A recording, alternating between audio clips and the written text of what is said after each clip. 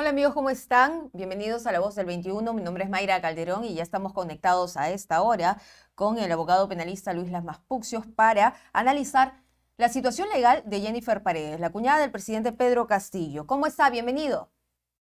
¿Qué tal? Muy buenas tardes, Mayra. Saludos a todos. Bien, la primera pregunta que le quiero realizar es, ¿el Ministerio Público qué tendría que considerar o que probar, mejor dicho, para que le dicte prisión preventiva a la cuñada del presidente Pedro Castillo? Bueno, las exigencias para una prisión preventiva son más o menos parecidas a las exigencias de la detención preliminar. Los elementos de convicción, el peligro de fuga, la pena que correspondería en caso que se declararan culpables y si evidentemente las personas que están siendo investigadas estarían o no estarían obstaculizando la labor del Ministerio Público. Estas exigencias van a tener que ser valoradas por un juez de tutela. Es decir, el fiscal hace el pedido de prisión preventiva, el Poder Judicial a través del juez de control, el juez de tutela, va a señalar una fecha para que se realice una audiencia pública en la que van a estar presentes los abogados de los investigados y el fiscal que tendría que argumentar en el caso que se formalizara el pedido de prisión preventiva. En términos procesales, la prisión preventiva solamente se da en el caso de que se formalizara la investigación preparatoria, porque estamos en la primera etapa, que es la investigación preliminar o la etapa de las indagaciones. En esa etapa a la que hago referencia, subsiste la detención preliminar hasta por un máximo de 10 días. A partir de ahí, el fiscal tendrá que formalizar la investigación preparatoria y acto seguido solicitar la prisión preventiva para que sea este magistrado el que evalúe si es que así lo hace el fiscal y tome una decisión, porque claro, puede materializarse una prisión preventiva, pero también no se puede descartar la posibilidad de una orden de comparecencia con restricciones, como podría ser el caso de arresto domiciliario. Lo trascendente y lo importante es que esta prisión preventiva, en el contexto de lo que significa una organización criminal, puede tener un máximo hasta de 3 años. Y esta detención física, esta privación de la libertad, se tendría que materializar en un centro carcelario. En el caso de Jennifer Paredes, tendría que ser trasladada al penal de Santa Mónica, y en el caso de los varones que están siendo investigados, trasladados al penal de Piedras Gordas.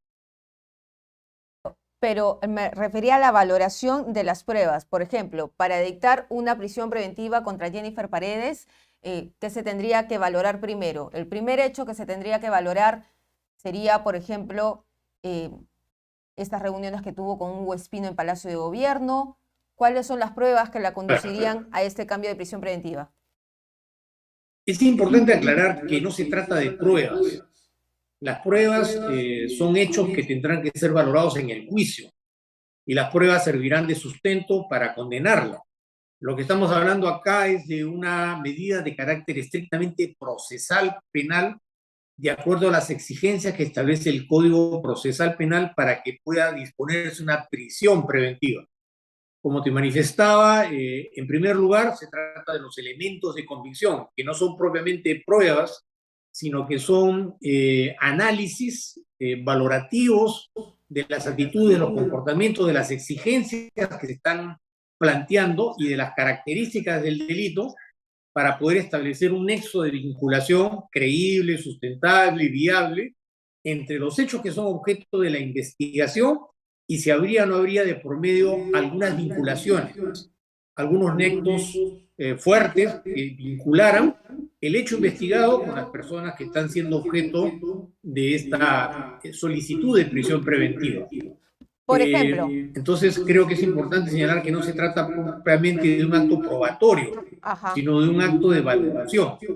Y por ejemplo, ¿qué acto de valoración podría tomar el Ministerio Público? Bueno, estos elementos de convicción, por ejemplo, es toda la información que se tiene hasta la fecha.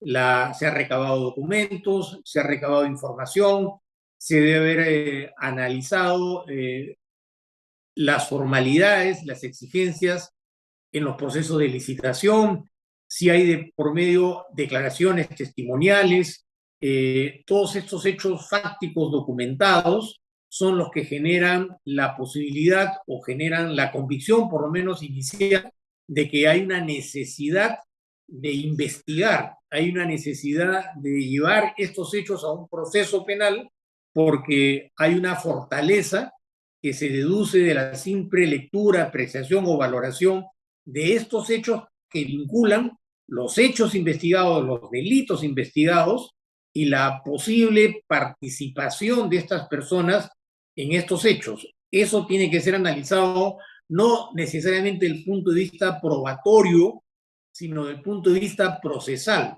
Es decir, es el sustrato fáctico, jurídico, normativo que le da la base legal a la decisión procesal para provisionalmente privar a una persona de su libertad hasta que se emita la sentencia condenatoria a lo largo del juicio. Usted ha dicho que hay un máximo plazo de 36 meses que serían de 3 años, ¿no? Para una prisión preventiva. En el caso de Jennifer Paredes, y por lo que ya se ha conocido, ¿cuánto podría obtener? Bueno, en principio se trata de el tiempo que duraría la investigación preparatoria, porque la investigación preparatoria puede durar 36 meses, como puede durar un tiempo menor. Incluso la ley procesal permite que se saltee esa etapa y se entre directamente a la acusación fiscal, que es la puerta para poder ingresar al juicio, porque estamos en una etapa de investigaciones. Entonces, en principio depende mucho del tiempo que dure la investigación preparatoria. El tiempo lo tiene que establecer la fiscalía, ¿no? Entonces, a partir de esa premisa, habrá que ir jugando siempre en el terreno de las hipótesis, porque hasta que esto no se concretice, es solamente una apreciación personal de los hechos. No necesariamente tienen que ser 36 meses. Hay casos en los que, por ejemplo, en el tema de los sobrinos, a uno de ellos le han puesto 2 años de prisión preventiva, incluso pueden ser un tiempo menor. Todo dependerá de la complejidad de la investigación, del tiempo que demore la investigación, del tiempo que establezca la fiscalía para poder desarrollar esta investigación. Lo que sucede es que se trata de un delito grave, porque una de las exigencias es que el delito que motivaría esta solicitud de prisión preventiva tiene que tener una pena mínima establecida en el Código Penal de 4 años. Y en este caso se trataría de un delito de colusión, que puede tener una pena hasta de 15 años, que además se puede ver agravada porque se trataría de una organización criminal. Y cuando hablamos de organización criminal, la ley procesal penal estableció o hizo una modificación para que las prisiones preventivas, en casos en los que mediara una organización, sin perjuicio de lo señalado, la prisión preventiva debería tener un máximo de 36 meses o, en el caso de los 3 años. Entonces, esto es lo que tiene que tomarse en consideración. Y el otro aspecto que creo que también es fundamental, que ya lo he mencionado, es cuál es la actitud, qué cosa es lo que viene sucediendo en esta investigación, qué cosa es lo que dicen los investigados, si es creíble o no es creíble lo que dicen los investigados, si hay alguna prueba que demuestre que es verdad lo que están diciendo los investigados, qué cosa es lo que dice cada uno de los investigados, qué cosa es lo que dicen los investigados respecto a la documentación, a los hechos fácticos a los cuales ha accedido la Fiscalía. Por otra parte, entendemos que tratándose de varias personas que están siendo investigadas, tienen que haber de por medio, por decirlo menos, ciertas coincidencias en sus manifestaciones o en sus declaraciones para que no surjan contradicciones, ¿no? Y estas contradicciones puedan, digamos, desmerecer la posición de la defensa respecto a la objeción de la prisión preventiva. Además, ¿cuál es la actitud ya no solamente en el plano declarativo, sino en el plano fáctico real? ¿Ellos Ok. están colaborando? ¿No están colaborando? están obstaculizando la investigación o no están obstaculizando la investigación de la Fiscalía, están mintiendo o no están mintiendo, han surgido otros hechos que entorpecen la investigación. Todo eso tendrá que ser valorado porque lo que insisto es que se trata de una medida estrictamente de carácter procesal. Ajá. Y abogado, esta evidencia o ese análisis o lo que se vaya revelando dentro del proceso de investigación contra Jennifer Paredes podría servir también para que la fiscal de la Nación haga lo suyo contra el presidente Pedro Castillo.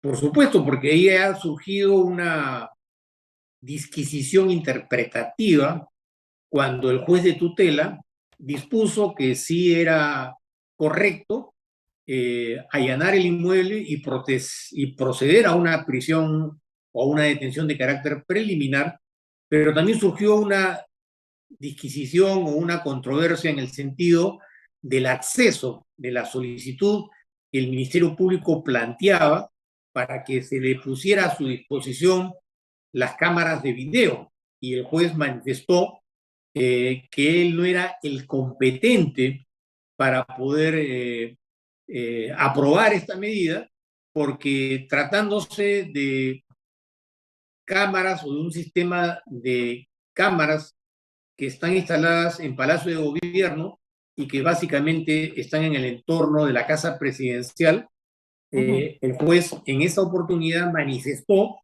que quien era el competente para poder disponer sobre el particular no era él, sino era el fiscal de la Nación, o la doctora o la señora fiscal de la Nación. Porque una cosa es investigar a una persona que está protegida, digamos, por la inmunidad constitucional, y otra cosa es investigar a una persona que no tiene esas prerrogativas y es un ciudadano común y corriente, en cuyo contexto le corresponde a un fiscal provincial, mientras que tratándose del presidente y de otros funcionarios, solamente pueden ser investigados a nivel de la Fiscalía de la Nación o de la Fiscal de la Nación. Claro, pero en este caso, o sea, sí se podría trasladar las evidencias, la fiscal de la Nación podría tomarlas y podría manejar mejor, incluirlas en su investigación contra el presidente Pedro Castillo. Esa era la duda que teníamos. Muchas gracias, doctor, por estar Claro, con nosotros en Perú sí, una 21, aclaración. analizando ese tema. Si en esta investigación incorporan a Pedro Castillo, entonces ya este fiscal no puede investigar, sino tendría que ser la fiscal de la Nación. Claro. Muchas gracias, muy amable por estar Bien, aquí. otra oportunidad. Bien, era entonces el abogado penalista Luis Lamas Puccio, que estaba con nosotros analizando la situación legal de Jennifer Paredes, las evidencias que se vayan presentando dentro de su caso, si es que podrían dar rastros del presidente Pedro Castillo, la fiscal de la Nación podría tomar estas aristas para su investigación. Esta es la información, regresamos más adelante.